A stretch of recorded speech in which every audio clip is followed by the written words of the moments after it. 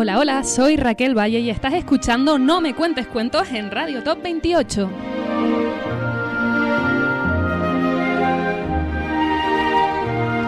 Hoy venimos a hablar de relaciones abusivas especialmente, con Julia Hernández, nuestra coach experta en relaciones tóxicas, y hoy vamos a retomar la segunda parte de un episodio que tuvo un éxito descomunal, que fue el Diccionario Narcisista, con más de 500 reproducciones en tan solo una semana.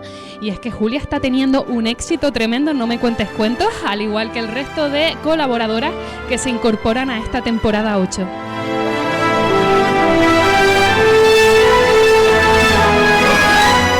Julia, bienvenida a No me cuentes cuentos. Hola Raquel, buenas tardes a todos.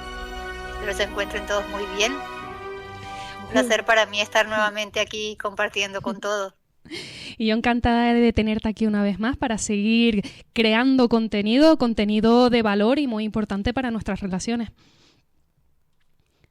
Pues sí, es impresionante la cantidad de audiencia que puede haber interesada en dilucidar qué es lo que pasa con las relaciones y sobre todo con esas relaciones que llevan un componente muy tóxico y muy abusivo. Sí, de hecho yo quería comentar que ya somos más de 1.500 seguidores en YouTube. Hemos subido muchísimo con nuestro contenido durante esta última temporada. También quería agradecértelo a ti, Julia, que como comenté al principio, pues este tipo de contenido es el que más visibilidad tiene y queremos seguir hablando de él, ¿no? Porque si hay tantas personas implicadas en ello, pues ¿por qué no hacer esta segunda parte del Diccionario Narcisista? Pues para mí un placer, sobre todo poder aportar y abrir luz sobre un tema tan importante, ¿no? Sí. Y que pareciera que es el común denominador en muchas relaciones, ¿no? Que terminan por normalizar comportamientos que no tienen para nada que ser normales. Exacto. Y para ello ya estamos aquí, para comentar conceptos y también indagar, hablar un poquito más sobre ellos y profundizar sobre tantos términos que acoge estas relaciones narcisistas, ¿no? Como es la proyección. Vamos a empezar por este término, el proyectar. Pues la proyección es una técnica muy común que utilizan los narcisistas y la usan para poder desviar la culpa de sus propios comportamientos. Se trata de hacer que tú, que la víctima, te sientas responsable de las cosas que en realidad son problemas del narcisista. Entonces, al principio de la relación, es posible que los narcisistas te colmen de atención, que te hagan sentir especial, para que confíes en ellos, ¿no? Y a medida que la relación avanza, pues comienzan a atribuirte defectos que en realidad son suyos. Entonces te acusan de egoísmo, de no ser lo suficientemente comprensiva o de ser manipuladora. Es una táctica esta proyección que puede resultar muy confusa para la víctima porque le hace dudar de su propia realidad. Si escuchas repetidamente que tú eres la que está causando los problemas, te puedes comenzar a creer esto como una verdad. Sobre todo porque en la dinámica de abuso narcisista, el agresor alterna momentos de abuso con periodos de reconciliación o afecto, y eso fortalece el ciclo de dependencia emocional. Con el tiempo, la víctima puede llegar a interiorizar la idea de que es culpable, que es la culpable de todo lo que pasa, y en esta confusión lo que permite al narcisista siga manteniendo el control de la relación.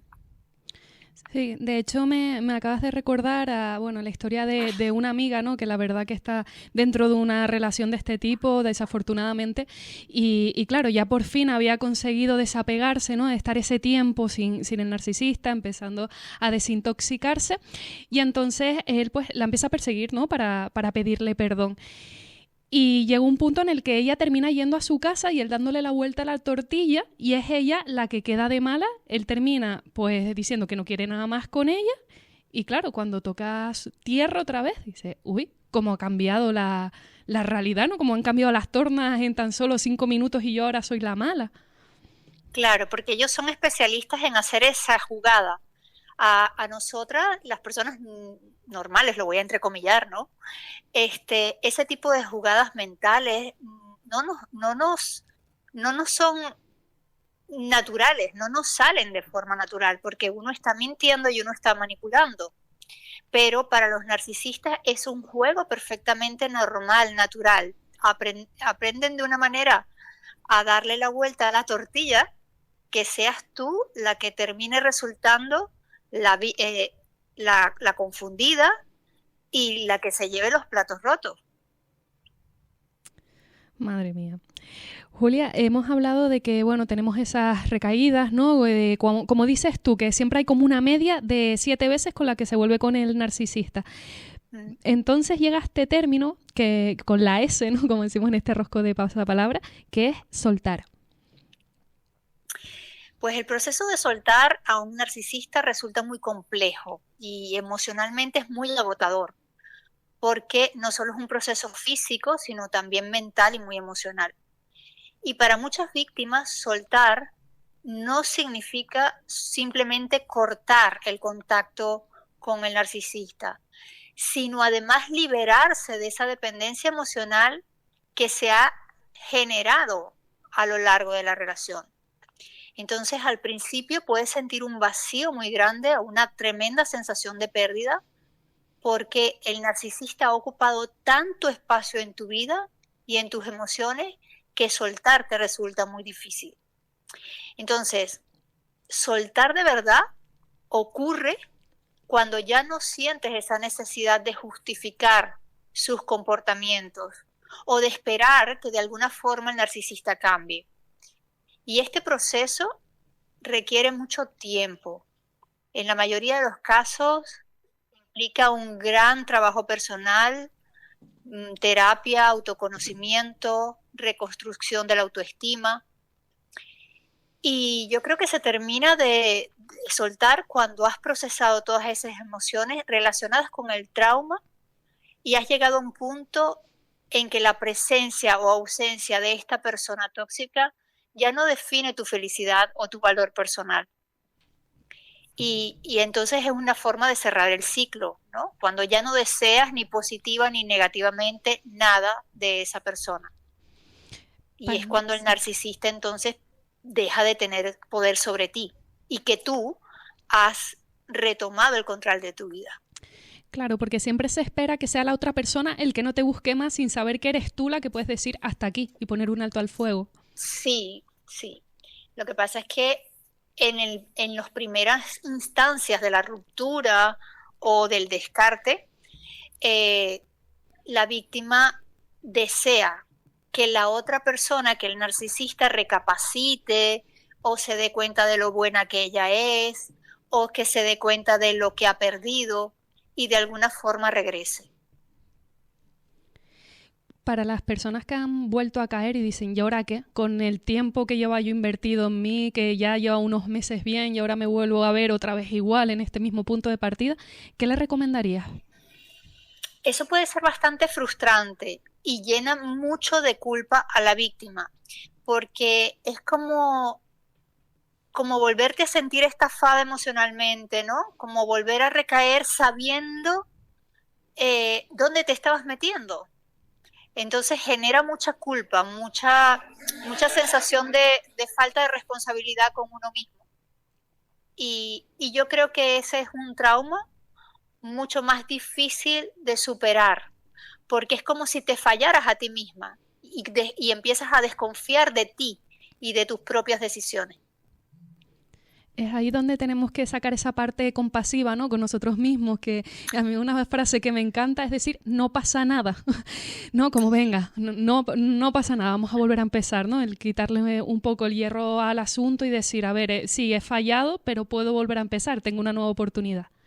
Siempre hay oportunidad. Yo creo que es una batalla con uno mismo, ¿no? Igual que cuando quieres salir de una droga, quieres dejar el cigarrillo, quieres dejar la bebida, ¿no? Son estímulos que te atrapan y que eres tú misma la que tiene que sacar su fuerza interior para poder decir no, basta. Claro, porque el contacto cero con el narcisista es para siempre, ¿no? Pues debería ser, porque no vas a sacar nunca nada bueno de ahí. Es como darle una oportunidad nuevamente a que te fastidie, a que te moleste, a que vuelva a sacar lo peor de ti, porque son expertos en eso. Y cuando se dan estas segundas oportunidades, ¿qué espera la víctima que pase? Normalmente a la víctima siempre le queda como esa sensación, ese deseo del que te hablaba antes, de que la otra persona recapacite, que sea un perdón genuino, que se dé cuenta de lo que ha perdido, pero eso no pasa con una personalidad narcisista. Para continuar con el resto de conceptos, vamos a indagar un poquito más en el de suplemento. Pues el término suplemento hace referencia a las personas que el narcisista utiliza para obtener su suministro. Es decir, son personas, los suplementos y el suministro son personas que le dan validación, que le dan atención, que le dan admiración, que tanto necesita el narcisista para mantener su frágil autoestima. Y un narcisista puede tener muchos suplementos al mismo tiempo. En muchos casos puede ser la pareja, o los hijos, o los padres, pueden ser incluso compañeros de trabajo, familiares, relaciones extramatrimoniales, aventuras. O sea, la cantidad de suplementos que pueda tener un narcisista varía, ya que siempre está buscando nuevas fuentes de validación.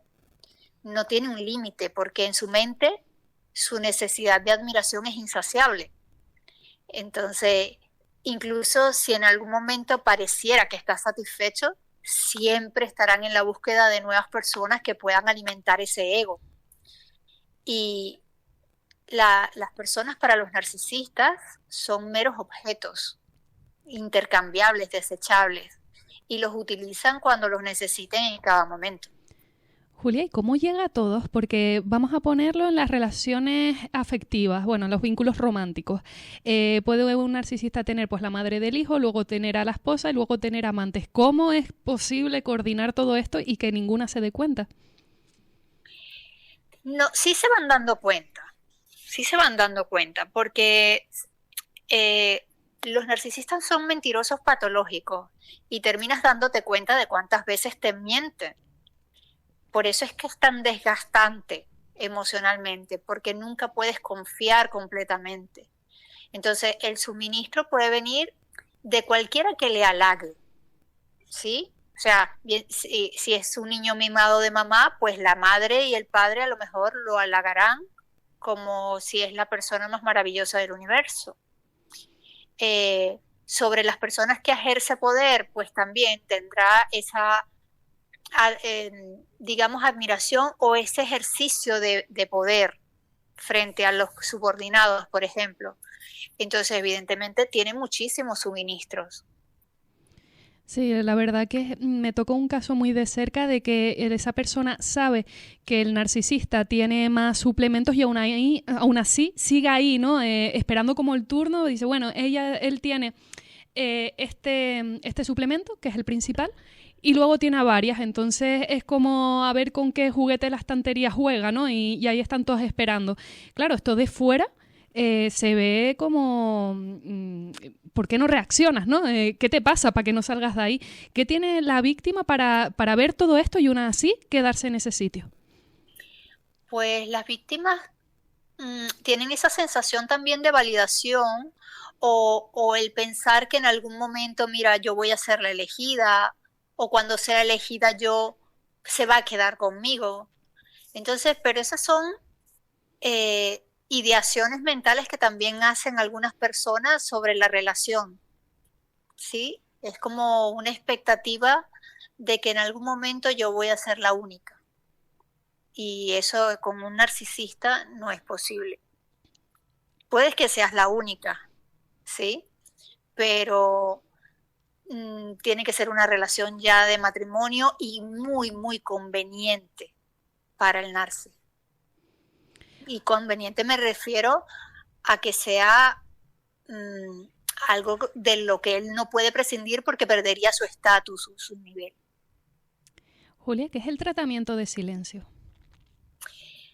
Pues es una táctica también, una de las tantas tácticas que suelen usar los narcisistas, y es una táctica cruel, ¿no? Que emplean para manipular, porque consiste en cortar la comunicación de manera abrupta, y eso induce a sentimientos de inseguridad, de miedo en la víctima, haciéndola sentir que ha hecho algo malo o que debe luchar por recuperar a su favor. Es una forma de castigo, de control, que obliga a la víctima a reflexionar constantemente en qué fue lo que hizo para merecer ese trato. Es una indiferencia total, ¿no? Y dicen que lo contrario al amor no es el odio, sino la indiferencia. Entonces, los narcisistas castigan a la víctima con este tratamiento de silencio.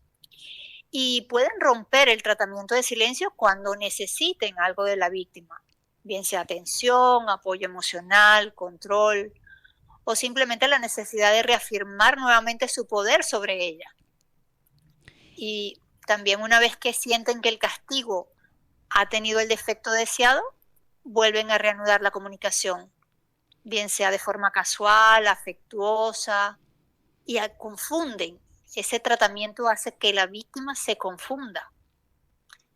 Y ese ciclo de maltrato y de recompensa es lo que fortalece el control que el narcisista ejerce sobre la víctima. Porque cada vez que rompen el silencio, la víctima siente alivio y en algunos casos incluso gratitud por el regreso del narcisista. Y ese ciclo repetidamente hace que la víctima se sienta atrapada emocionalmente. ¿Qué diferencia hay entre el tratamiento de silencio y el contacto cero? Mira, el contacto cero lo impones tú. Es decir, yo no quiero más contacto, yo bloqueo cualquier tipo o forma o manera de que esa persona se ponga en contacto conmigo.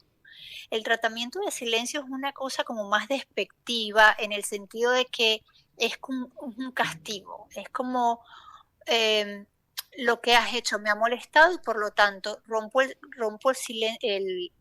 la comunicación contigo como un castigo, como una forma de alejarte de mí o de quitarte mi favor. El contacto cero es una forma de mantenerte protegida. Sí, lo que se suele decir que el contacto cero no es para que él vuelva, sino para que te recuperes a ti misma. El contacto cero es para que tengas espacio de pensar y de darte cuenta de cuán tranquila puedes estar sin la presencia violenta de esa persona en tu vida. Sí, porque suelen aparecer por fechas especiales, ¿no? Con esa excusa de feliz año, feliz cumpleaños. Sí, bueno, son tácticas.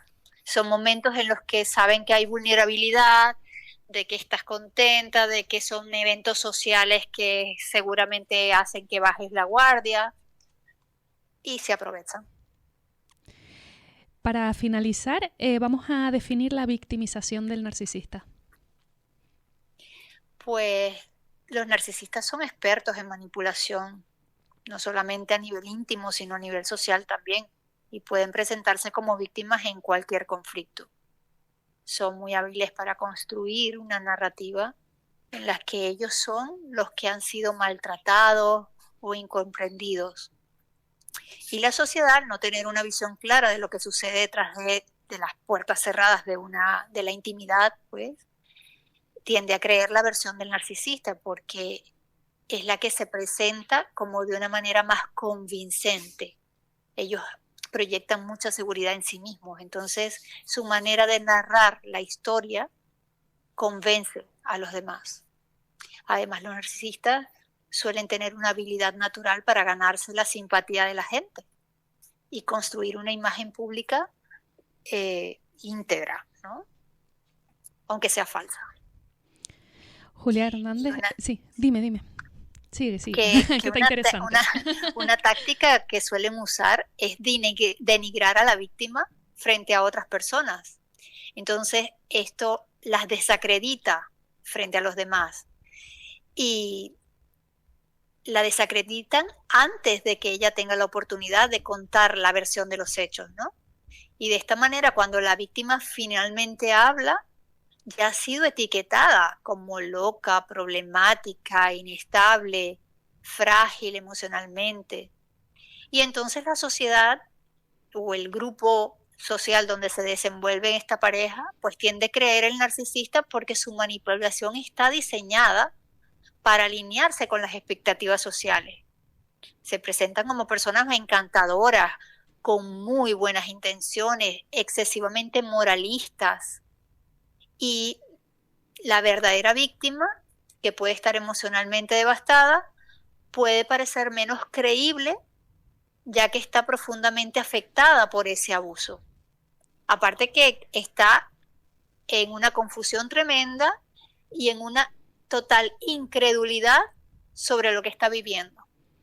Claro, está jugando en desventaja y lo último que va a pensar es voy a limpiar aquí mi imagen, ¿no? Ya con todo lo que tengo yo encima y tengo que salir de esto, todavía estar dando como esa necesidad de quedar bien, ¿no? Pero fíjate que sucede muchísimo, sobre todo cuando son las víctimas las que dejan al narcisista. Una tendencia común es que el narcisista hable mal de ellas, ¿cómo te digo? Se me ha ido ahorita la palabra, pero las ponga mal frente a la sociedad, incluso invente mentiras y la desacredite a todo nivel frente a los demás.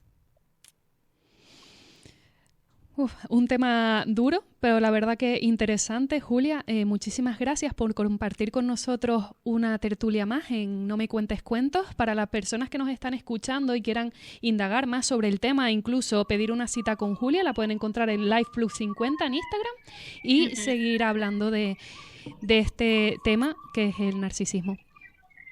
Bueno, muchísimas gracias, Raquel. Siempre encantada de poder aportar un poquito de luz sobre este tema. Y continuamos en Radio Top 28 con unos minutos musicales. Volvemos enseguida.